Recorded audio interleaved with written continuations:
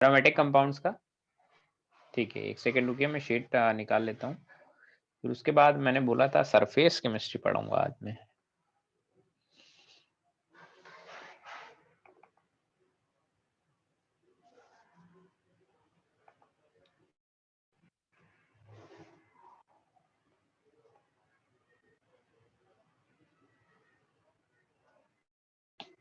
इसी में ही आगे डिस्कस कर लेते हैं हम लोग, फिर बाद में चेंज कर देंगे फाइल का नेम। चैप्टर खत्म हो गया ना? हाँ, वो चैप्टर खत्म हो गया हमारा। Okay sir.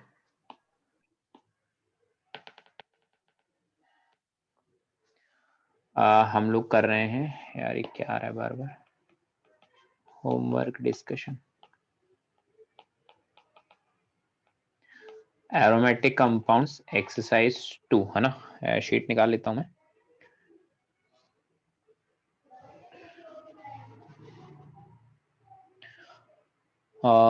सबसे पहले हम लोग बात करें पार्ट 1, ठीक है। एक्सरसाइज 2 पार्ट 1 में बोलिए सर फर्स्ट और 11 11, ओके 11। और बोलिए कितने क्वेश्चन है एक्सरसाइज 2 पार्ट 1 में? 17 ही क्वेश्चन है बस, ठीक है। फर्स्ट 11 के अलावा और कोई डाउट है एक्सरसाइज 2 पार्ट 1?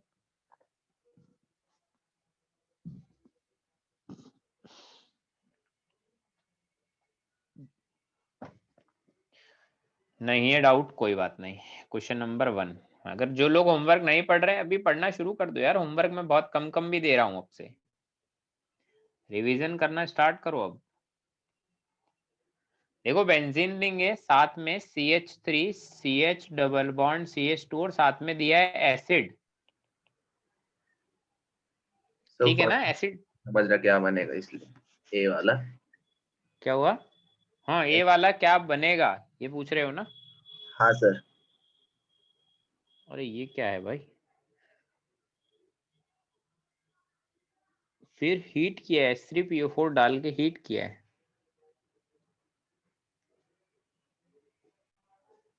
इसने पूछा, अच्छा बी एंड सी पूछा है ना, मैं तभी मैं देख रहा हूँ ए कैसे मतलब आंसर देखा। अब देखो H+ डाला है तो H+ क्या करेगा, ऐसा एक इलेक्ट्रोफाइल जनरेट करेगा। ये मैंने तुम्हें ORM2 में भी बताया है, अगर एल्कीन पर H+ से रिएक्शन करवाते हैं तो हमारा एल्काइल कार्बोकेटाइन जनरेट होता है। पढ़ा है क्या मैंने ऐसा? ORM2 में बताया, ये एडिशन करेगा और एडिशन यहाँ पर करेगा, ठीक है। हाँ। अब नेक्स्ट स्टेप में क्या होगा, इलेक्ट्रोफाइल जनरेट हो गया तो यहाँ से मेरा ऐसा कुछ मिलेगा हमको, बीन बनेगा। ठीक है। चलिए अब नेक्स्ट स्टेप में क्या करा, O2 के साथ हीट करा, फिर H3O+। कौन सा रिएक्शन है ये, O2 के साथ हीट करा है फिर H2O+? Oxidation hydrolysis. नहीं नहीं नहीं, ऑक्सीडेशन हाइड्रोलिसिस नहीं है, क्यूमीन परऑक्साइड से फिनॉल बनाने वाला मेथड है, क्यूमीन परऑक्साइड से। पहले स्टेप में क्या होगा, क्यूमीन परऑक्साइड बन जाएगा COOH, इधर CH3 और नीचे CH3। फिर क्यूमीन परऑक्साइड से हम लोग फिनॉल कैसे बनाते हैं, तो एक तो बन जाएगा फिनॉल और बचे हुए का बन जाएगा कीटोन, तो ये मिलेगा एसीटोन। समझ में आई बात? हाँ सर। क्यूमीन परऑक्साइड वाला मेथड है फिनॉल का मेथड ऑफ प्रिपरेशन, वैसा होगा। क्लियर है? हाँ sir. Question number 11 number question में क्या बोला है, एसिड, अच्छा पहले स्टेप में Br2NaOH फिर CH3COCl रिफ्लक्स, ठीक है, फिर identify the major product B. Okay, तो देखो पहले स्टेप में कौन सा रिएक्शन होगा, इसका डाउट है, बोलिए। Br2NaOH से रिएक्शन करवाया तो कौन सा रिएक्शन होगा पहले स्टेप में? SN2। अरे हाँ, हाफमैन ब्रोमोमाइड डिग्रेडेशन रिएक्शन मैंने पढ़ा है, Br2KOH। तो अमाइड किस में कन्वर्ट हो जाएगा, CO ग्रुप हट के एनिलीन में कन्वर्ट हो जाएगा, हाफमैन ब्रोमोमाइड डिग्रेडेशन रिएक्शन। हाँ सर। नेक्स्ट स्टेप में क्या डाला है, CH3COCl, तो यहाँ पर कौन सा रिएक्शन होगा, SN2TH रिएक्शन होगा, तो CH3COCl रिप्लेस होगा और उसकी जगह पर ये न्यूक्लियोफाइल लग जाएगा। तो बताओ ये कहां पर है, ये कौन सा प्रोडक्ट है, बी पूछा है ना, ये कहां पर बन रहा है, कौन सा ऑप्शन है, SN2TH हुआ है, सेकंड ऑप्शन है। हाँ सर। बस ऐसा हो गया, सिंपल था, क्या दिक्कत थी। और कोई डाउट है एक्सरसाइज 2 पार्ट 1 में किसी को?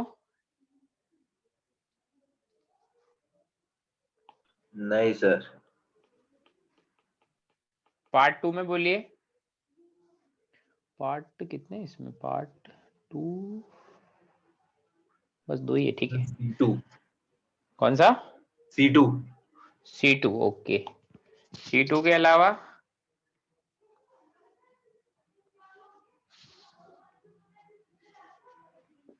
C2 के अलावा और कोई डाउट है? C4। C4 sir. C4 और कोई डाउट? ठीक है, तो देखो C2 में क्या बोला है, in which of the following compound can decolourise bromine water. तो देखो जो ब्रोमीन वाटर होता है उसको डीकलराइज कौन कर सकता है, एल्कीन कर सकता है, कोई एल्काइन कर सकता है ना, बेंजीन नहीं कर सकता है ना, ये बात ध्यान रखना। एल्कीन कर सकता है, एल्काइन कर सकता है, या फिर हमने स्पेशली क्या पढ़ा है, फिनॉल कर सकता है, एनिलीन कर सकता है, या फिर इनके डेरिवेटिव कर सकते हैं, इनके डेरिवेटिव्स कर सकते हैं ना। हमने पढ़ा भी है कौन सा अटैक, आईपीएसओ अटैक पढ़ा भी है। तो देखो पहला ऑप्शन है वो सही है, फिनॉल कर सकता है। सेकंड ऑप्शन में कौन है, सेकंड ऑप्शन ये कोई बेंजीन नहीं, एक तरह से सिंपल एक एल्कीन है, तो ये भी कर सकता है। थर्ड और फोर्थ ऑप्शन किसके हैं, आईपीएसओ अटैक वाले हैं। ORM4 में, सॉरी ORM2 में मैंने बताया आईपीएसओ अटैक। हाँ सर। तुम्हें ध्यान होना चाहिए कि अगर SO3H होगा और तुम ब्रोमीन वाटर डालोगे तो दोनों ऑर्थो और पैरा पोजीशन पर ब्रोमीन आ जाएगा, तो वो क्या करेगा, डीकोलराइज कर देगा। ठीक है, क्लियर है? हाँ सर। सेम रिएक्शन होगा किसमें, अगर COOH होगा तो भी सेम रिएक्शन होगा। तो चारों मेरे आंसर आ जाएंगे। C4 में क्या दिया है, P का यील्ड ज्यादा है Q से, तो कौन सा रिएक्शन हो रहा है पहले तो ये बताएं।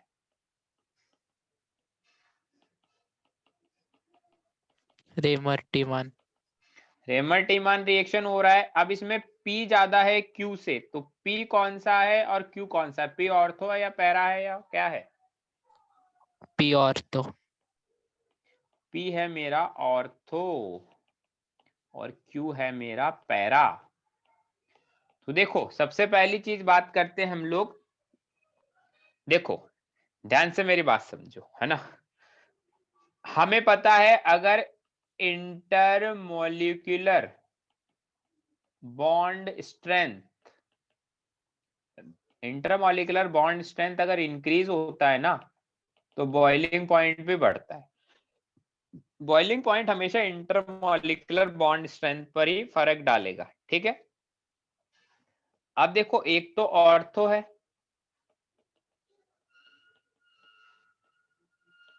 और एक मेरा पैरा है, तो इंटरमोलिक्यूलर एच बॉन्डिंग किसमें ज्यादा है, इंटरमोलिक्यूलर, ये P है और ये Q है। Q में। Q में इंटरमोलिक्यूलर एच बॉन्ड ज्यादा अच्छा है ना, इंटरमोलिक्यूलर। क्यों, क्योंकि P किसमें बिजी है, P बिजी है इंट्रा में, इंट्रामोलिक्यूलर एच बॉन्डिंग कर रहा है ये, तो इसमें इंटर होगी, मतलब इंटर का मतलब दूसरे मॉलिक्यूल के साथ दूसरा मॉलिक्यूल आएगा और वो उसके साथ एच बॉन्ड करेगा, तो इंटरमोलिक्यूलर एच बॉन्डिंग क्या है इसमें ज्यादा है। तो Q में इंटरमोलिक्यूलर एच बॉन्डिंग ज्यादा है तो Q का बॉइलिंग पॉइंट ज्यादा होगा, तो बॉइलिंग पॉइंट किसका ज्यादा होगा, Q का ज्यादा होगा P से। तो ऑप्शन फर्स्ट ऑप्शन क्या हो गया, रॉन्ग हो गया। अब सेकंड ऑप्शन, जो मेल्टिंग पॉइंट होता है वो किस बात पर डिपेंड करता है, वो डिपेंड करता है हमारे क्या बोलते हैं यार उसको, पैकिंग पर, पैकिंग एफिशिएंसी पर। मुझे बताओ, दो कंपाउंड है, एक तो ऐसे हैं और एक ऐसा है, दोनों में से अच्छी पैकिंग किस में होगी? फर्स्ट वाले में। फर्स्ट वाले में। क्यू वाले में अच्छी पैकिंग होगी ना, फर्स्ट वाले में क्यों होगी? क्यू सिमेट्रिकल स्ट्रक्चर, उसमें पैकिंग ज्यादा अच्छी होगी। क्यू सिमेट्रिकल स्ट्रक्चर, जैसे हम लोग बोलते भी तो है, एक तो होता है सिस, एक होता है ट्रांस। तो ट्रांस का मेल्टिंग पॉइंट हमेशा ज्यादा होता है सिस से, मैंने तुम्हें पढ़ाया है। क्यों? क्योंकि सिस वाले मॉलिक्यूल ऐसे हैं, तो उसमें उतना अच्छा पैकिंग नहीं हो पा रहा, देखो। पर ट्रांस वाले क्या होंगे? ऐसे होंगे, तो पैकिंग अच्छा होगा। यहाँ पर देखो बड़े बड़े मॉलिक्यूल आकर यहाँ पर टच हो रहे हैं, तो पैकिंग अच्छा नहीं है, ट्रांस में पैकिंग अच्छा है। ऐसा ही हम लोग बोलते हैं क्यू में पैकिंग एफिशिएंसी ज्यादा अच्छी है पी से, क्योंकि क्यू एक सिमेट्रिकल स्ट्रक्चर है, पास पास में ज्यादा मॉलिक्यूल अच्छे से पैक्ड स्ट्रक्चर बना सकते हैं। सेकंड वाला ऑप्शन करेक्ट हो गया। ऐसे ही थर्ड बात करते हैं वाटर सॉल्युबिलिटी। वाटर सॉल्युबिलिटी का मतलब है वाटर से अच्छी एच बॉन्ड बनाना। तो क्यू वाला मॉलिक्यूल वाटर से अच्छा एच बॉन्ड बना लेगा एज कंपेयर टू पी, क्योंकि पी तो अपने आपस में ही एच बॉन्ड बनाने में ज्यादा बिजी है। तो क्यू वाला मॉलिक्यूल आपस में तो बिजी नहीं है, इसको तो सामने वाला कोई चाहिए एच बॉन्ड बनाने के लिए, तो क्यू की सॉल्युबिलिटी ज्यादा होगी, वाटर सॉल्युबिलिटी ज्यादा होगी एज कंपेयर टू पी। अब एसिडिक स्ट्रेंथ की बात करते हैं। तो एसिडिक स्ट्रेंथ किसका ज्यादा है, क्यू का या पी का? कौन H प्लस इजिली दे देगा? OH वाला। OH वाला H निकलेगा, कौन इजिली दे देगा, पी या क्यू? क्यू। क्यू इजिली दे देगा, पी क्यू नहीं देगा। पी क्यू नहीं देगा क्योंकि उसमें इंट्रामॉलिक्यूलर आ रहा है इसलिए। क्योंकि वो इजिली H पी इसलिए नहीं देगा क्योंकि उसका H तो H बॉन्डिंग करने में बिजी है, मतलब उसका H एक स्ट्रांगली टाइटली बॉन्डेड हो गया है, एक तो कोवेलेंट बॉन्ड से और एक H बॉन्ड से। बट अगर एक ही मॉलिक्यूल में देखें तो Q के अंदर H बॉन्ड नहीं है एक मॉलिक्यूल में, तो वो OH वाला H फ्री है। तो एसिडिक स्ट्रेंथ किसका ज्यादा होगा? एसिडिक स्ट्रेंथ की बात करें फोर्थ ऑप्शन में, तो एसिडिक स्ट्रेंथ जो होगी हमारी वो क्यू की ज्यादा होगी पी से। तो फोर्थ वाला ऑप्शन क्या हो गया? रॉन्ग हो गया। क्लियर है? हाँ सर। चलिए, तो अभी तक हमने होमवर्क हमारा डिस्कस हो गया। एक्सरसाइज 3 में देखो, नेक्स्ट लेक्चर कब है हमारा? वेडनेसडे। वेडनेसडे ना। तो एक्सरसाइज 3 में तुम करके लेके आओ, काफी ज्यादा क्वेश्चन है एक्सरसाइज 3 में। तो एक्सरसाइज 3 पार्ट 1 ऑफलाइन में, एक्सरसाइज 3 पार्ट 1 ऑफलाइन करके लेके आना है एक तो, है ना? और अरे भाई साहब, एक्सरसाइज 3 पार्ट 1 ऑफलाइन करके लेके आना है, और ऑनलाइन में टोटल क्वेश्चन कितने हैं? 18 है ना, तो 1 to 10, 10 नहीं 12 तक कर लो, प्लस ऑनलाइन में करके लेके आना है कहां तक? Question number 1 to question number 12। ये होमवर्क है एक्सरसाइज 3 पार्ट 1 ऑफलाइन, और ऑनलाइन में क्वेश्चन नंबर 1 to 12। ये हमारा होमवर्क है। अब हम लोग आगे हमारा नया चैप्टर स्टार्ट करते हैं।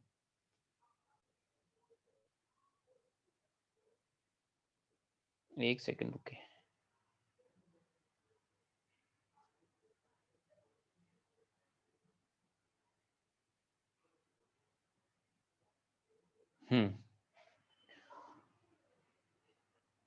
हमें एक नया चैप्टर पढ़ना है, सरफेस केमिस्ट्री। सरफेस केमिस्ट्री में भी देखो थोड़ा चैप्टर मतलब ठीक है, थोड़ा रटने वाला भी है, समझने वाला भी है। तो मिक्स चैप्टर है, मतलब कुछ इतना खास भी नहीं है इसमें बहुत ज्यादा, और इससे बहुत ज्यादा क्वेश्चंस आते भी नहीं है, ठीक ठाक क्वेश्चन आते हैं जेई मेंस में। मतलब एक क्वेश्चन आ जाए तो आ जाए, मतलब ऐसा कंपलसरी भी नहीं है कि भाई एक क्वेश्चन भी आएगा। मतलब हाँ, एक क्वेश्चन मान के तुम चल सकते हो कि हाँ सरफेस केमिस्ट्री से एक क्वेश्चन आएगा। तो हम लोग नेम भी डाल देते हैं, EP1 SC लेक्चर 1, ठीक है। अब देखो इसमें कुछ कुछ इमेज ऐड करूंगा मैं, कुछ कुछ लिखूंगा, है ना? तो मैंने कुछ कुछ तो पहले से प्रिपरेशन करके आया हूं मैं। तुमने एब्जॉर्प्शन का नाम सुना है? एब्जॉर्प्शन, ए बी वाला एब्जॉर्प्शन। हाँ सर। एब्जॉर्प्शन का मतलब होता है जैसे किसी भी चीज को एब्जॉर्ब कर लेना। एब्जॉर्ब और एड्जॉर्ब दोनों में डिफरेंस होता है। एक तो एब्जॉर्ब को मैं ए बी बोलूंगा और एड्जॉर्ब को मैं ए डी बोलूंगा, क्योंकि सुनने में दोनों एक जैसे लगते हैं तो बच्चों को कंफ्यूजन होता है थोड़ा बहुत। तो ए बी और ए डी नाम बोलूंगा, है ना। मैं सबसे पहले मैंने डेफिनेशन लिखी है यहाँ पर ए डी की। ए डी बोले तो एड्जॉर्प्शन की, ये रही। एड्जॉर्प्शन क्या होता है? A D, the phenomena of attracting and retaining the molecule of a substance on the surface of liquid and solid। कि लिक्विड या सॉलिड लिखना ज्यादा जरूरी है, एंड नहीं और आना चाहिए यहां पर, लिक्विड और सॉलिड। सर इसके लिए एनसीईआरटी रट लेना है क्या? नहीं नहीं, अभी पहले मैं जो पढ़ा रहा हूं वो तो पढ़ लो, फिर मैं बताऊंगा बाद में क्या करना है ना। जैसे एक तो होता है एब्जॉर्प्शन, ए बी। जैसे मान लो कि हमारे पास स्पंज है ना, स्पंज स्पंज क्या कोई ब्लॉक है मेरे पास, है ना, स्पंजी ब्लॉक है। उसको मैंने अगर पानी में डिप कर दिया, थोड़ी देर तक रखा, तो पानी अंदर अंदर तक चला जाएगा। बिल्कुल ऐसा ही होता है। हाँ सर। और अगर मैंने कोई चौक लिया ना, चौक का एग्जांपल सबसे फेमस बताते हैं इसमें ना। चौक मैंने लिया, चौक को मैंने पानी में डिप किया और 5 मिनट बाद निकाल लिया, तो क्या चौक बिल्कुल अंदर तक गीली हो जाएगी? चौक को हम लोग ब्रेक करके देखेंगे तो नहीं। चौक नहीं। बहुत अंदर तक गीली नहीं होगी, थोड़ा बहुत सरफेस से वो एकदम गीला हो जाएगा, बट अंदर तक बिल्कुल पानी नहीं जाएगा। तो ये क्या है? What is absorption? तो ये चौक में हुआ है वो तो है एडी, मतलब एड्सॉर्प्शन। और जो स्पंज वाले ब्लॉक में हुआ था वो था एबी, मतलब एब्जॉर्प्शन। तो एडी क्या है? हमें इस चैप्टर में एडी के बारे में पढ़ना है। Adsorption, the phenomena of attracting and retaining the molecules of a substance on surface of liquid और सॉलिड। मतलब हम लोग लिक्विड या सॉलिड की सरफेस पे ही एड्सॉर्प्शन को पढ़ रहे हैं, एडी को पढ़ रहे हैं। और इसका मतलब क्या है? ये सिर्फ एक सरफेस फिनोमेना है, तभी इसको हम सरफेस केमिस्ट्री वाले चैप्टर में पढ़ रहे हैं। ये एकदम सरफेस फिनोमेना है, ठीक है। तो इसलिए हम लोग इसको सरफेस केमिस्ट्री में पढ़ रहे हैं कि भाई सरफेस पर मॉलिक्यूल्स आते हैं और वहीं रुक जाते हैं, तो इसको हम लोग बोलते हैं एडी, एड्सॉर्प्शन। इसके आगे मैंने लिखा है due to adsorption concentration of molecule increases on the surface. वो तो ठीक बात है, मॉलिक्यूल का कंसंट्रेशन सरफेस के तो इंक्रीज होगा ही, क्योंकि जो एड्सॉर्प्शन है एडी वो तो सरफेस फिनोमिना है। तो वो बहुत सारे मॉलिक्यूल सरफेस पर आकर इकट्ठा हो गए हैं, जमा हो गए, तो वहां पर तो हमारा इंक्रीज होगा ही सरफेस पर कंसंट्रेशन मॉलिक्यूल्स का। इतनी बात समझ आती है? हाँ सर। अब देखो हमने क्या बोला है, the process of removal of adsorbed substance from the surface on which it is adsorbed is called desorption and it is done by heating और रिड्यूसिंग द प्रेशर। मैंने कोई अलग बात लिखी है यहाँ पर कि एड्सॉर्प्शन का मतलब तो क्या होता है कि भाई मॉलिक्यूल्स आए और सरफेस पे आके बैठ गए, सरफेस पर उन मॉलिक्यूल ने अपना कॉन्सेंट्रेशन इंक्रीज कर दिया, इसको बोलते हैं एडी, है ना, एड्सॉर्प्शन। अब एड्सॉर्प्शन का अपोजिट क्या होता है? एड्सॉर्प्शन का अपोजिट होता है डिसॉर्प्शन। मतलब जो एड्सॉर्ब हुए मॉलिक्यूल उनको हमें हटाना है, तो इस उल्टे प्रोसेस को, रिमूवल जो वाला जो प्रोसेस है, इसको बोलते हैं डिसॉर्प्शन।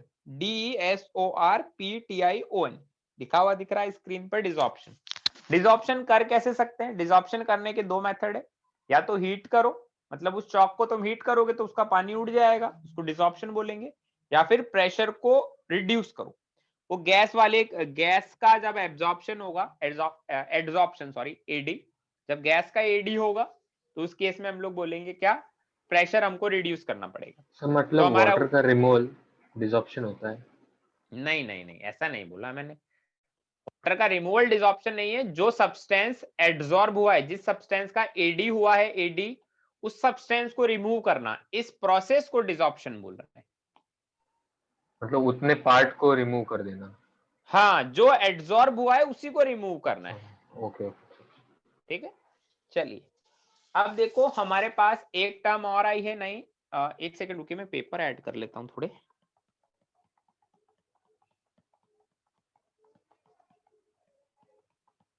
ठीक है, काफी है। एक टर्म और ये हमारे पास 2 टर्म है एक्चुअली, इसमें कंफ्यूज नहीं होना है ना, इन टर्म्स को याद रखना है, इनमें कंफ्यूज नहीं होना है। क्या है लिखा हुआ दिख रहा है, क्या क्या नेम है, कोई पढ़ के बोलिए। adsorbent and adsorbate. Adsorbent and adsorbate है ना, मैं वापस से लिख देता हूं, क्या लिखा है, ये लिखा है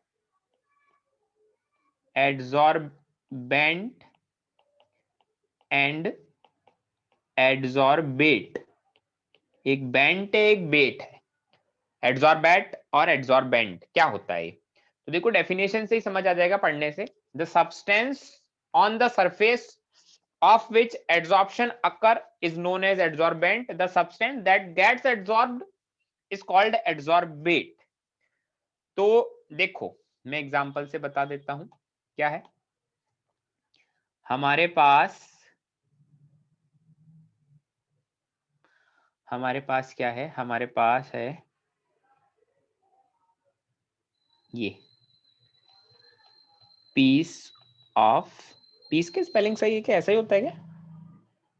हाँ सर। पीस ऑफ चॉक है ना, चॉक ऐसा ही दिखता है, स्कूल वगैरह में देखा होगा तुमने भी, मैंने भी देखा है काफी। और इसके ऊपर ये क्या है, वाइट लेयर। अबे वाटर है एडसॉर्ब हुआ हुआ, वाइट लेयर। ये क्या है, ये एडसॉर्ब्ड H2O है। अब देखो यहां से मैं 2 चीज लिख रहा हूं, अब तुम मुझे बताओ, ऊपर का डेफिनेशन तो तुमने पढ़ ही लिया है, एड्सॉर्बेंट कौन है और एड्सॉर्बेट कौन है? सर एडसॉर्बेंट चॉक चॉक है।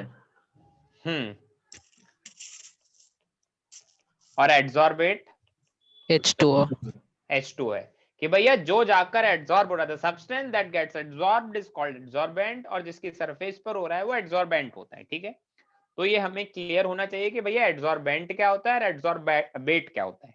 इतनी बात समझ आती?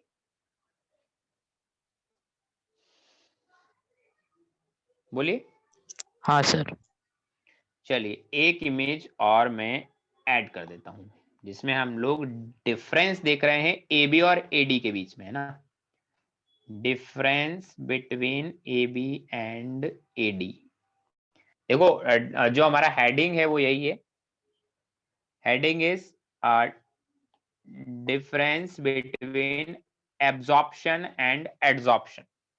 ठीक है, तो इधर लिखा है मैंने AB, इधर लिखा है मैंने AD। ठीक है, AD का मतलब एड्सॉर्प्शन है, AB का मतलब एड्सॉर्प्शन है। अब डिफरेंस क्या है, डिफरेंस देखो पढ़ते ही समझ आ जाएगा, बहुत कुछ खास ज्यादा लिखा नहीं है।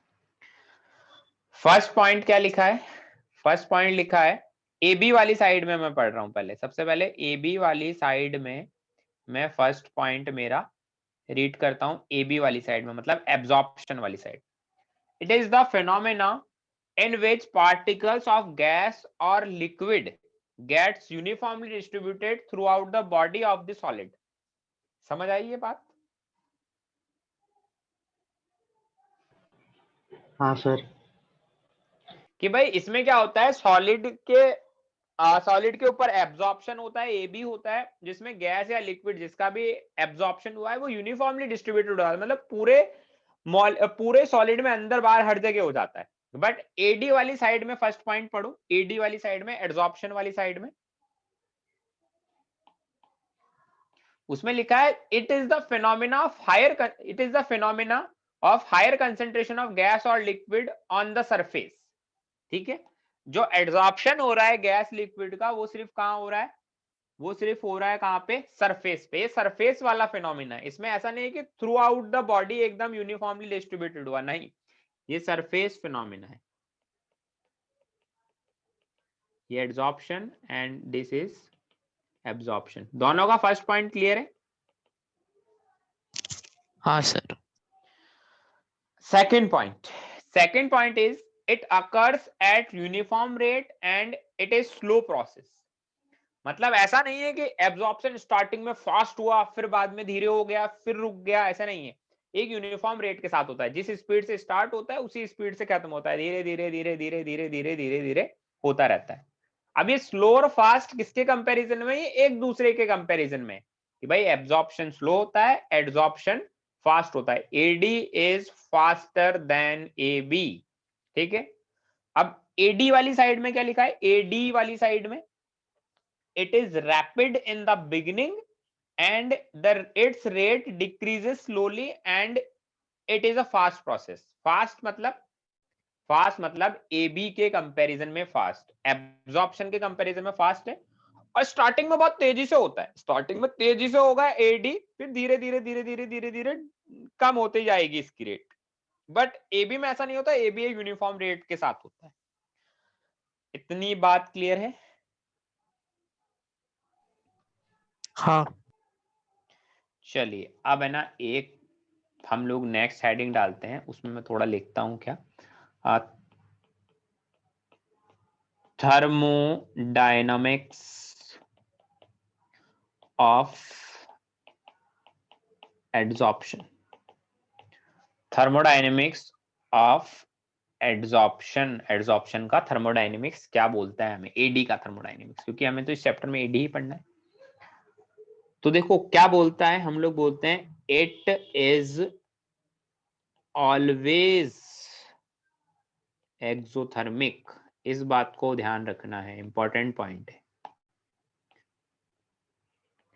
मतलब कभी भी एडी होगा, कभी भी एडी होगा तो हमेशा एनर्जी क्या होगी? बोलो। रिलीज होगी। रिलीज होगी। हमेशा एडी एक्सोथर्मिक है, मतलब डेल्टा एच नेगेटिव है, इस बात को ध्यान रखना। सेकेंड पॉइंट, अब मुझे बताओ, वाटर के मॉलिक्यूल थे, उसमें चौक हमने डिप किया तो सरफेस पे आके सारे मॉलिक्यूल इकट्ठा हो गए, एक जगह जमा हो गए, तो एंट्रोपी डिक्रीज हुई या इंक्रीज हुई? रैंडमनेस बढ़ी या घटी? बोलो बोलो बोलो बोलो। डिक्रीज हुई। हम बोलेंगे रैंडमनेस कम होती है, क्योंकि सारे मॉलिक्यूल आकर सरफेस पर आकर एकदम इकट्ठा हो जाते हैं, ठीक है। तो दो चीजें याद रखनी है, डेल्टा एस भी नेगेटिव होता है एड्सॉर्प्शन में, और एक्सोथर्मिक होता है हमेशा।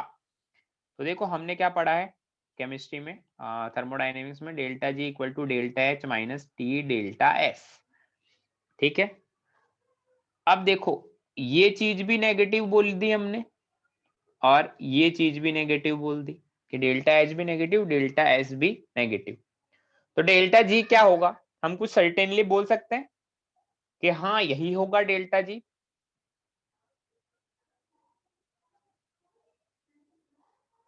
बोलो, बोल सकते हैं क्या कुछ? नहीं। नहीं बोल सकते, हम लोग नहीं बोल सकते। हर चीज टेम्परेचर पे डिपेंड करेगी। तो हम बोलते हैं for spontaneous process delta G should be negative, है ना। और डेल्टा जी नेगेटिव तभी होगा जब डेल्टा एच का मैग्नीट्यूड टी डेल्टा एस के मैग्नीट्यूड से ज्यादा होगा। मतलब टेम्परेचर लो होना चाहिए या हाई? लो होना चाहिए। लो ठीक होना है ना, चाहिए। टेम्परेचर लो होना चाहिए, तो हम बोल देंगे टेम्परेचर शुड बी लो। तो भैया ये बात तो सही है, एब्जॉर्प्शन अगर सॉरी एडी अगर होना है, एडी अगर होना है, एड्सॉर्प्शन होना है, तो टेम्परेचर को कम रखना पड़ेगा। क्यों? क्योंकि देखो ऊपर हमने पढ़ा है क्या, डिसॉर्प्शन के लिए क्या करना पड़ता है? Desorption is done by heating, मतलब डिसॉर्प्शन इज उल्टा प्रोसेस ऑफ एडी, है ना। अगर एडी को कम करना है, डिसॉर्प्शन करना है, तो हीट करो, और एडी को बढ़ाना है तो हीट मत करो। समझे मेरी बात? हाँ सर। अच्छी बात है, चलो समझ गए। तो नेक्स्ट अगेन कुछ इमेज ऐड कर रहा हूं मैं यहाँ पर, एक्सप्लेन करूंगा मैं सिंपल सिंपल टर्म से, बहुत मुश्किल नहीं है। क्या है देखो, नेक्स्ट हम लोग बात कर रहे हैं एंथैल्पी ऑफ एड्सॉर्प्शन। ऐसे हर चीज की एंथैल्पी हमने डिफाइन करी ना, enthalpy of atomization, enthalpy of formation, thermochemistry में डिफाइन करी थी हमने लास्ट ईयर 11th क्लास में। तो अब हम लोग बात कर रहे हैं किसके बारे में? एंथैल्पी ऑफ एड्सॉर्प्शन के बारे में। क्या होता है एंथैल्पी ऑफ एड्सॉर्प्शन, क्या होती है इसका डेफिनेशन, ठीक है। तो देखो इसमें लिखा है amount of heat release, obviously heat release ही होगी क्योंकि थोड़ी देर पहले ही मैंने तुम्हें बोला है कि भैया एड्सॉर्प्शन का एक्सोथर्मिक प्रोसेस होता है। क्या होता है?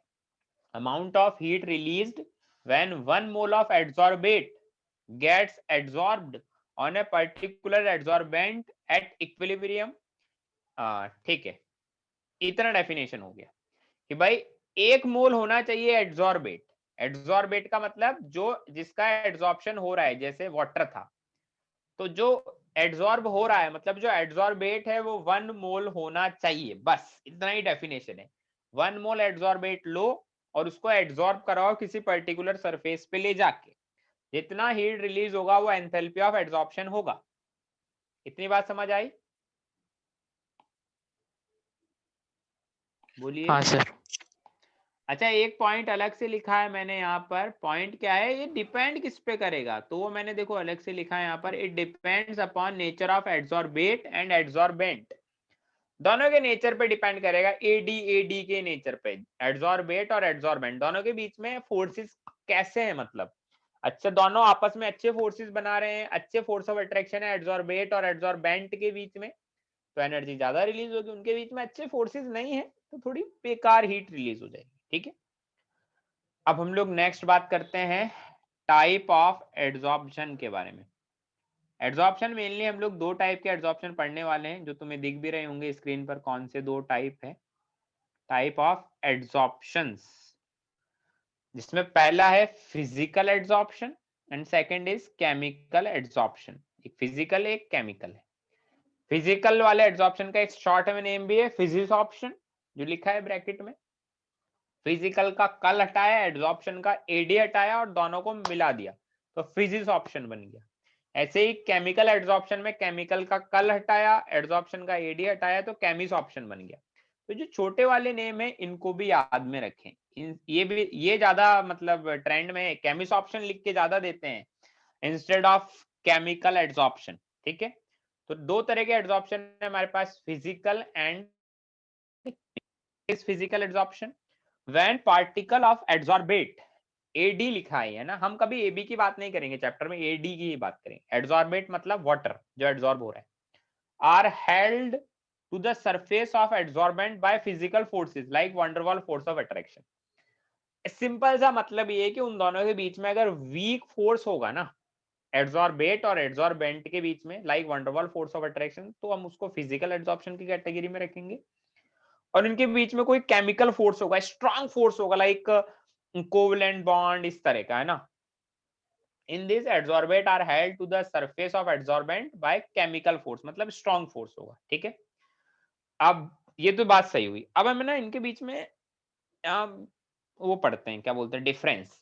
टेबुलर फॉर्म में मैं तुम्हें डिफरेंस पढ़ाता हूँ ना, एक बार देखने दीजिए, कहीं डिफरेंस का तो इमेज नहीं है मेरे पास।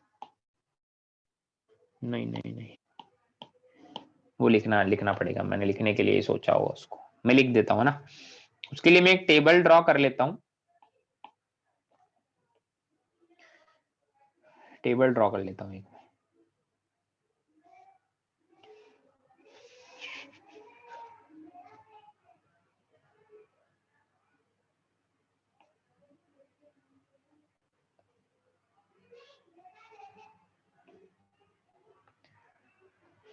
टेबल में क्या करूंगा मैं, ऊपर देखो, इधर तो लिखूंगा प्रॉपर्टी, किस प्रॉपर्टी के बिहाफ पे उनको डिस्टिंग्विश करेंगे। इधर लिखूंगा फिजिकल एडी, इधर लिखूंगा chemical AD, chemical adsorption, physical adsorption. ठीक है, अब एक एक करके प्रॉपर्टी के बारे में बात करते हैं। सबसे पहले इधर मैं लिखता हूं नेचर ऑफ एडी, एड्सॉर्प्शन का नेचर क्या है, एडी का मतलब एड्सॉर्प्शन है। ठीक है, फिजिकल वीक है या केमिकल वीक है, कौन सा एडी वीक कैटेगरी में आएगा? फिजिकल। फिजिकल वाला एडी वीक कैटेगरी में आएगा, ये स्ट्रॉन्ग की कैटेगरी में आएगा। क्यों भाई? अरे क्योंकि फिजिकल एड्सॉर्प्शन में जो फोर्स ऑफ अट्रैक्शन है बिटवीन एड्सॉर्बेट एंड एड्सॉर्बेंट वो वीक की कैटेगरी के हैं, ऐसा मैं इसलिए बोल रहा हूं कि भैया वो वीक वाले कैटेगरी में। तो नेचर ऑफ एडी हो गया। अब देखो मैं बात करता हूं डेल्टा एच एडी।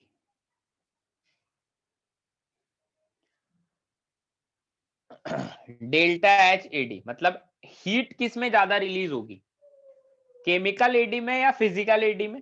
हीट किस में ज्यादा रिलीज होगी? केमिकल। केमिकल एडी में हीट ज्यादा रिलीज होगी, क्योंकि जिसमें फोर्स ऑफ अट्रैक्शन ज्यादा होंगे एड्सॉर्बेट और एड्सॉर्बेंट के बीच में, उसमें हीट ज्यादा रिलीज होगी। तो इसका डेल्टा एच एडी हाई है, इसका लो है। ठीक है, चलिए नेक्स्ट हमारा है effect of change in temperature.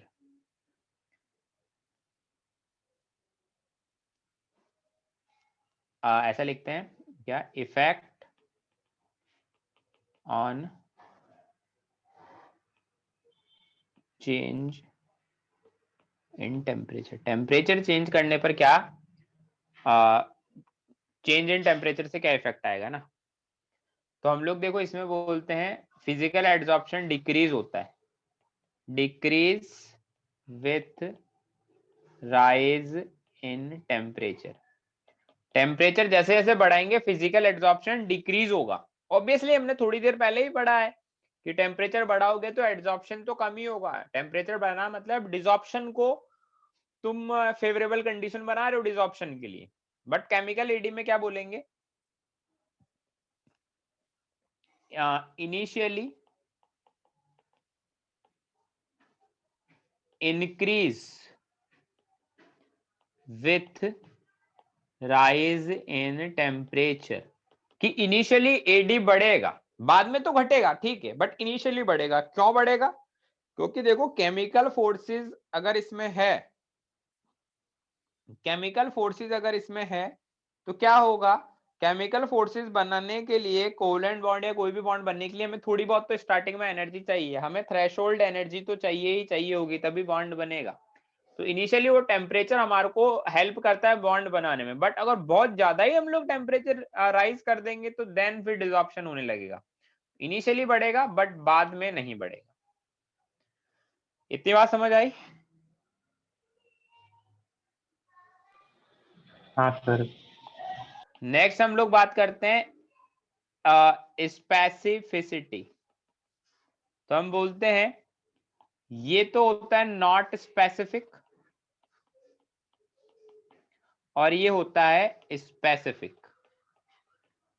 मतलब स्पेसिफिक का मतलब एक पर्टिकुलर एड्सॉर्बेट होगा, वो पर्टिकुलर एड्सॉर्बेंट पे ही एड्सॉर्ब होगा। ऐसा नहीं कि किसी को भी किसी के साथ भी एड्सॉर्ब करवा दिया, नहीं, केमिकल में ये नहीं चलेगा, ये बहुत स्पेसिफिक है। बट फिजिकल में चल जाएगा, किसी का भी किसी के साथ भी करवा दो। तो स्पेसिफिक नहीं है फिजिकल, बट केमिकल वाला हमारे लिए स्पेसिफिक है। ठीक है, नेक्स्ट हम लोग बात करते हैं लेयर की, कि भाई ऊपर कितनी लेयर बन जाएगी। तो हम बोलते हैं ये तो है multi layered at high pressure, मतलब थोड़ा प्रेशर ज्यादा करना पड़ेगा मल्टी लेयर्ड के लिए। मतलब एक के ऊपर एक एड्सॉर्प्शन की लेयर्स बनती जाएगी, कि भाई कोई एड्सॉर्बेंट है उसके ऊपर एक आया फिर वो एड्सॉर्ब हुआ, फिर दूसरा आया फिर वो एड्सॉर्ब हुआ, फिर तीसरा आया फिर एड्सॉर्ब हुआ, मतलब एक के ऊपर एक लेयर बनती जाएगी। बट केमिकल में ऐसा नहीं चलेगा, केमिकल इज मोनोलेयर्ड। मतलब एक आएगा एड्सॉर्ब हुआ, कहानी खत्म। क्योंकि एक एड्सॉर्बेंट के ऊपर एक एड्सॉर्बेंट एड्सॉर्ब हुआ, क्योंकि उसने अपना केमिकल फोर्सेस या कोवेलेंट बॉन्ड जो भी बनाने थे बना लिए। अब उसके बाद दूसरा कोई आएगा तो बॉन्ड नहीं बना पाएगा, वो बॉन्ड नहीं बना पाएगा किसके साथ, एड्सॉर्बेंट के साथ वो बॉन्ड नहीं बना पाएगा। वो बॉन्ड नहीं बना पाएगा क्योंकि एक लेयर बनने के बाद तो एड्सॉर्बेंट से कांटेक्ट ही नहीं होगा ना उसका, तो बॉन्ड कैसे बनेगा। इसलिए हमारे केमिकल एड्सॉर्प्शन मोनोलेयर्ड होता है और फिजिकल मल्टी लेयर्ड होता है। इतनी बात क्लियर है? हाँ सर। चलिए अब हम लोग बात करते हैं ईज की, है ना। कौन सा इजी है, ईज ऑफ डिसॉर्प्शन की। तो तुम मुझे बताओ फिजिकल और केमिकल में किसमें डिसॉर्प्शन करवाना हमारे लिए इजी होगा? सर केमिकल में, सॉरी फिजिकल में। फिजिकल वाला इजी होगा, ये डिफिकल्ट होगा। क्यों क्यों हो रहा है ऐसा? सर क्योंकि केमिकल में टेम्परेचर बढ़ाने पे इफेक्ट, सॉरी बॉन्ड बढ़ता है ना। हम लोग ऐसा इसलिए बोल रहे हैं क्योंकि भाई केमिस ऑप्शन में तो थोड़े स्ट्रॉन्ग बॉन्ड से बॉन्डेड है, एड्सॉर्बेट और एड्सॉर्बेंट, और फिजिक्स ऑप्शन में वीक बॉन्ड से बॉन्डेड है, तो ऑब्वियसली उसमें बॉन्ड ब्रेक करना आसान होगा, तो उसमें इजी होगा हमारे लिए ऑप्शन। समझ गए? बोलो। हाँ सर। नेक्स्ट है हमारे पास लास्ट डिफरेंस के लिए ग्राफ, वो इंपॉर्टेंट है हमारे लिए। ग्राफ देखिए, ग्राफ का मतलब क्या है? ग्राफ हम लोग बनाएंगे, ग्राफ बनाएंगे ऐसा।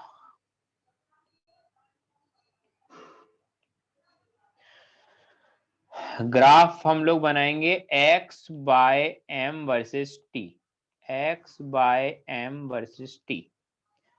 तो इसमें ग्राफ ऐसा आता है, इसमें ग्राफ ऐसा आता है। अब x और m क्या है? तो x का मतलब है मास ऑफ एड्सॉर्बेट,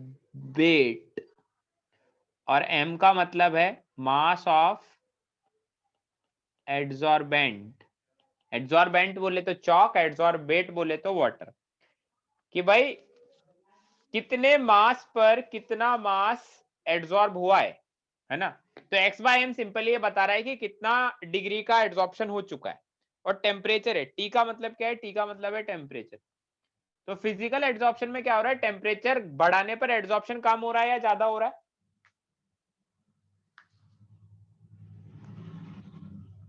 बोलो। कम हो रहा है। कम हो रहा है, वो तो हमने पढ़ा ही था। बट केमिस्ट ऑप्शन में इनिशियली बढ़ रहा है, देन कम हो रहा है। क्यों? क्योंकि इनिशियली इसमें एक एनर्जी चाहिए हमें बॉन्ड बनाने के लिए, तो बस वो एनर्जी हम लेने के लिए इनिशियली बढ़ रहा है, फिर कम होता जा रहा है। समझ गए? ग्राफ समझ आया?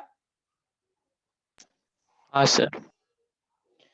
चलिए बढ़िया है, अच्छी बात है, ग्राफ समझ आ गया। तो अब देखिए,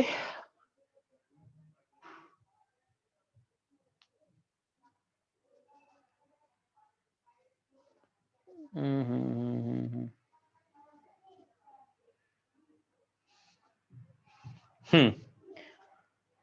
अब हम लोग एक एक करके ना सबके बारे में बात करते हैं।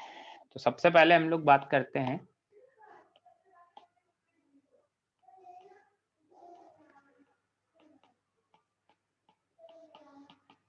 Adsorption of gases on solid. Adsorption of gases on solid. तो यहां पर गैस कौन है और सॉलिड कौन है? मतलब एड्सॉर्बेट और एड्सॉर्बेंट की टर्म्स में बताना है।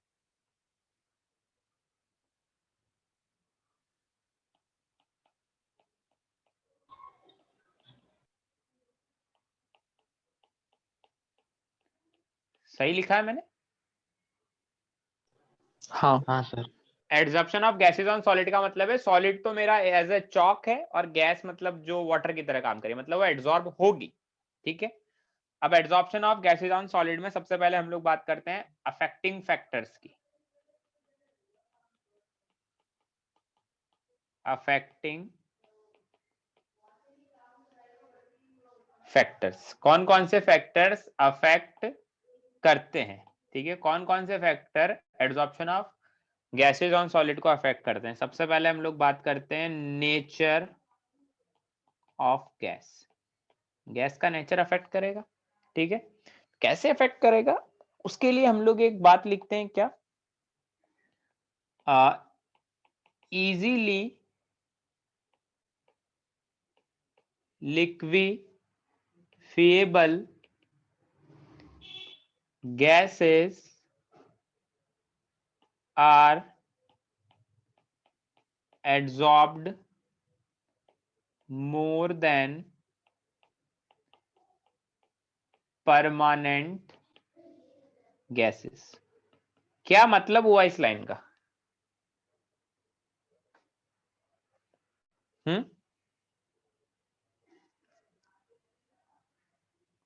बोलो।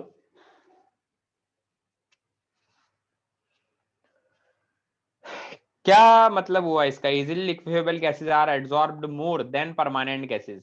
परमानेंट गैसेस का क्या मतलब है और इजीली लिक्विफाइबल गैसेस का क्या मतलब है? और गैसेस का लिक्विफेक्शन हमने कहां पढ़ा था?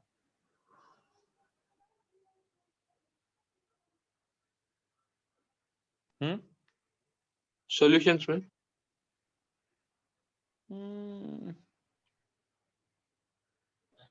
रियल गैसेस में। रियल गैसेस में, ठीक है। तो वहां पर हमने क्या बोला था? गैसेस के लिक्विफेक्शन के बारे में हमने बात करी थी, ठीक है। अब इसमें देखो, अगर हम लोग बोले वहां पर गैसेस के लिक्विफेक्शन के लिए हमने कौन सी टर्म यूज करी थी? Critical temperature. Critical temperature. तो हम बोलते हैं ease of liquefaction is directly proportional to critical temperature, ठीक है। कि भाई क्रिटिकल टेम्परेचर जितना ज्यादा होगा गैस को लिक्विफाई करना उतना ही इजी होगा, और गैस जितना इजीली लिक्विफाई होगी उस गैस का एड्सॉर्प्शन ज्यादा होगा, ठीक है। तो is directly proportional to critical temperature and is directly proportional to extent of adsorption. और परमानेंट गैसेस का मतलब क्या है? ऐसी गैस जो बहुत मुश्किल से लिक्विफाई होती है, मतलब वो रूम टेम्परेचर या रूम कंडीशंस पर गैसेस की फॉर्म में एग्जिस्ट करती है, जिनको लिक्विफाई करना हमारे लिए बहुत ज्यादा मुश्किल होगा, उसको हम परमानेंट गैसेस बोलते हैं। तो पहला पॉइंट क्लियर है?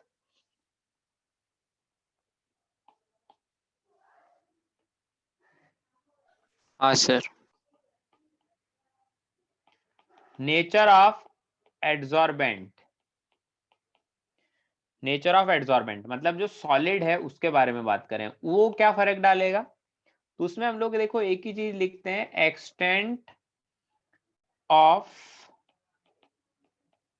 Adsorption is directly proportional to surface area of solid. Solid का सरफेस एरिया जितना ज्यादा होगा एड्सॉर्प्शन उतना ही ज्यादा होगा। ऑब्वियसली देखो, जैसे मान लो एक मेरे पास एक ये सॉलिड का ब्लॉक है, इसका सरफेस एरिया मुझे बढ़ाना है तो मुझे क्या करना पड़ेगा?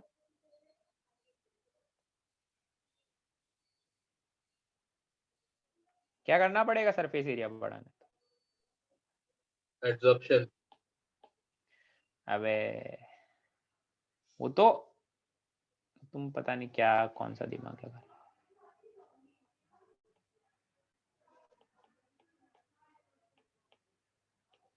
कि क्या किया है मैंने? डिवीजन। मतलब पहले एक सॉलिड का ब्लॉक था, उसको कट करके दो सॉलिड के ब्लॉक बना दिए, फिर उन दो को और कट करके चार सॉलिड के ब्लॉक बना दिए। तो क्या इनका सरफेस एरिया बढ़ाया मैंने ऐसा करके? हाँ। हाँ। तो अब ऑब्वियसली सरफेस एरिया ज्यादा होगा तो एड्सॉर्प्शन ज्यादा होगा, क्योंकि एड्सॉर्प्शन तो सरफेस फिनोमेना ही तो है। तो कट करता जाऊंगा तो सरफेस एरिया बढ़ता जाएगा, सरफेस एरिया बढ़ता जाएगा तो सरफेस पे एड्सॉर्प्शन होता है, तो एड्सॉर्प्शन का एक्सटेंट भी बढ़ता जाएगा। समझ रहे हो मेरी बात? हाँ सर।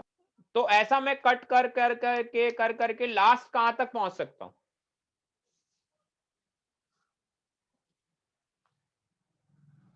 बोलो, लास्ट कहां तक मैं पहुंच सकता हूं? ये सब कर करके कट करता जाऊं करता जाऊं करता जाऊं करता जाऊं करता जाऊं करता जाऊं, कहां तक पहुंच जाऊंगा?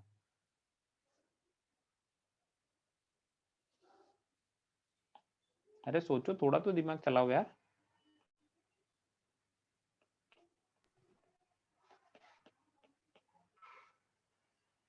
बिल्कुल एकदम पाउडर्ड फॉर्म में कर दूं सॉलिड को तो वो मेरी लास्ट स्टेज होगी ना, बिल्कुल। हाँ सर। हाँ सर। तो बस कभी भी अगर हमें एड्सॉर्प्शन करवाना होता है तो सॉलिड को हम लोग पाउडर फॉर्म में ही लेते हैं, ताकि सॉलिड का सरफेस एरिया मैक्सिमम हो तो एड्सॉर्प्शन भी मैक्सिमम हो, ठीक है। अब देखो टेम्परेचर से कैसे रिलेट करेंगे, तो टेम्परेचर के लिए हम लोग बोलते हैं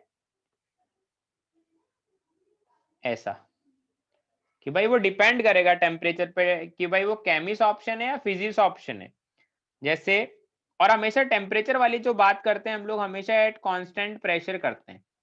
टेम्परेचर के साथ कैसे मेरा एड्सॉर्प्शन वेरी करेगा, उसमें प्रेशर को कांस्टेंट रखते हैं। उसमें दो तरह से वेरी कर सकता है, x/m और t। x/m क्या है पहले मैं बता चुका हूँ, या तो ऐसे चलेगा या ऐसे चलेगा, ठीक है। ये वाला क्या है, ये है फिजिक्स ऑप्शन और ये क्या है, ये केमिस ऑप्शन, ठीक है, ऐसा होगा। तो पढ़ ही चुके हैं टेम्परेचर के बारे में, इसमें मैं क्या बताऊं, एक चीज मैं लिख देता हूं, Cummins option is also known as activated adsorption। इसको एक्टिवेटेड एब्जॉर्प्शन भी हम लोग बोलते हैं। फोर्थ इज हम लोग फोर्थ देख रहे हैं अफेक्टिंग फैक्टर में प्रेशर के साथ कैसे अफेक्ट होगा एड्सॉर्प्शन।